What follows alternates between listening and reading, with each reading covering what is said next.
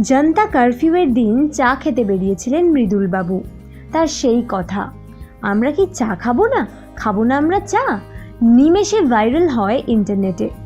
আর তিনিও চা কাকু হিসেবে বেশ জনপ্রিয় হয়ে ওঠেন নেট দুনিয়ায়। তবে তার জীবনযুদ্ধ এবং লড়াইয়ের কথা শুনে এই নেটিজেনরাই তার দিকে বাড়িয়ে দেন সাহায্যের হাত। আসলে লকডাউন চলার ফলে চরম আর্থিক কষ্টে তার দিন কাটছে, তার কোনো কাজই নেই।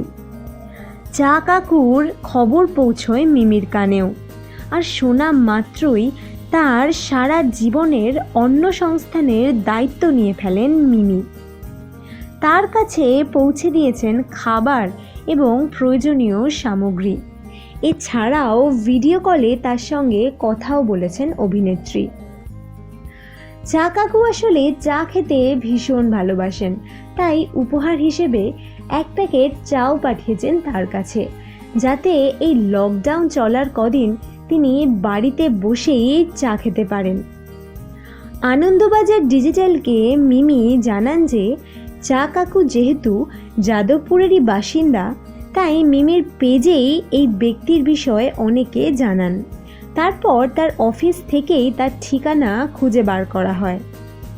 চা কাকুর পাশাপাশি তার ছেলের পড়াশোনার দায়িত্বও নিয়েছেন মিমি। কেমন আছেন স্যার? আছি। কেমন আছেন? শরীর টরীর ভালো আছে তো? হ্যাঁ, মোটামুটি ঠিক আছে। হ্যালো।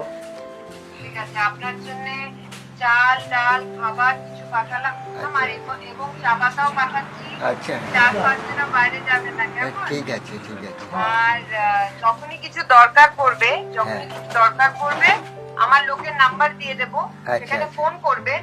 সেখানকার লোক আপনাদের আমার অফিসের এসে আপনাকে খাবার দিয়ে দেবে। ঠিক আছে? ঠিক আছে।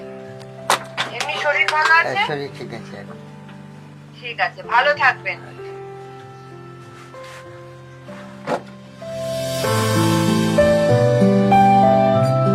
আমি এই কথাটা বলেছি যে আমরা কি চা খাবো না, এই কথাটা বলেছি। ব্যাস, যাবতীয় যা সংসারের জিনিস লাগে সবই দিয়েছে সাংসদ থেকে।